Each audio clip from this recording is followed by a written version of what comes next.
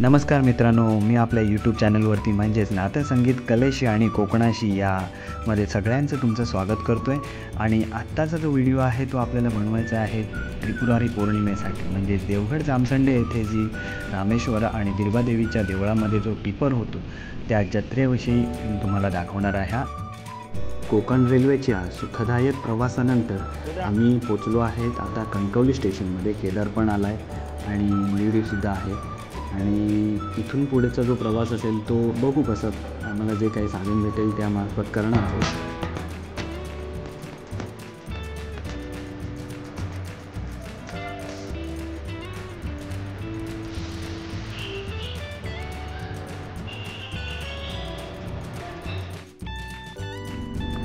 चला तर मग टमटम भेटलेली आहे आणि या टमटममधून आपला पुढचा प्रवास चालू होत आहे.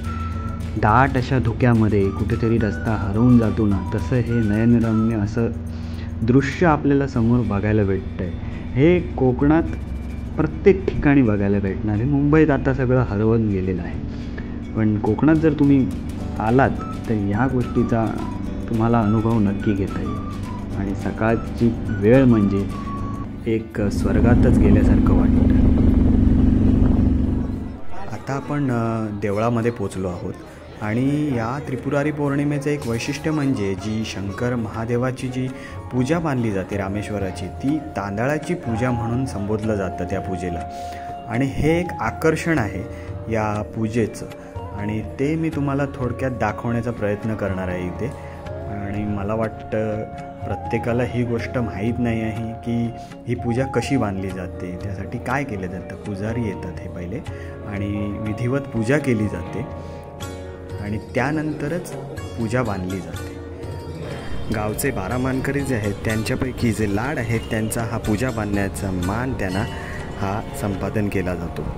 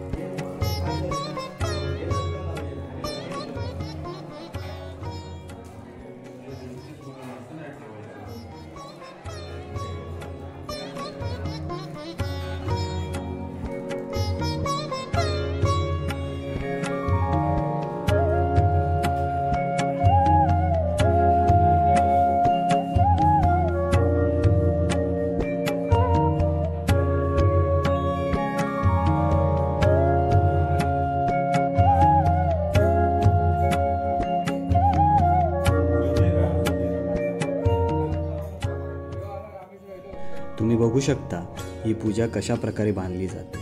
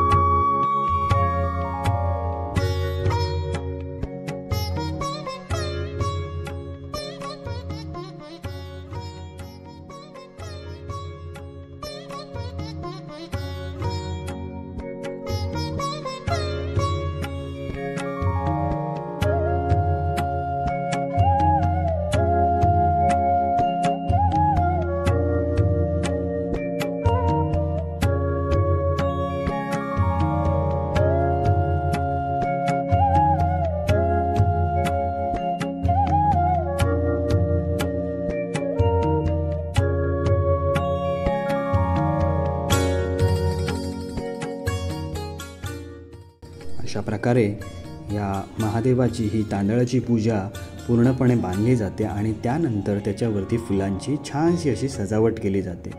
त्याचा एक छानसा असा जो नमुना आहे तो तुम्हाला मी दाखवतो.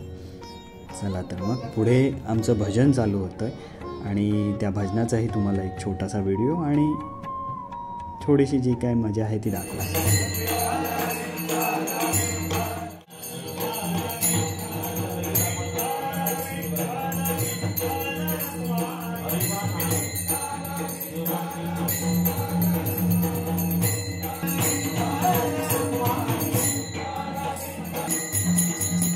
यानंतर पहाटे देवांना पोहे घालणे, देवांसाठी दीप लावणे म्हणजे टिपर पाजळणे हे कार्यक्रम होतात आणि त्यानंतर रामेश्वराची पालखी सोहळा प्रस्थान होतो. पालखीपुढे लोटांगण घालणे, दरबार झाडणे, नवस पेडणे ह्या प्रथा पार केल्या जातात आणि त्यानंतर महाआरती होऊन यात्रेची सांगता केली जाते. चला तर मग पुढच्या वेळी नक्की भेटूया पुढच्या जत्रेसाठी. तोपर्यंत तुमचा सगळ्यांचा निरोप घेतो. मी आपला राजेश लाड.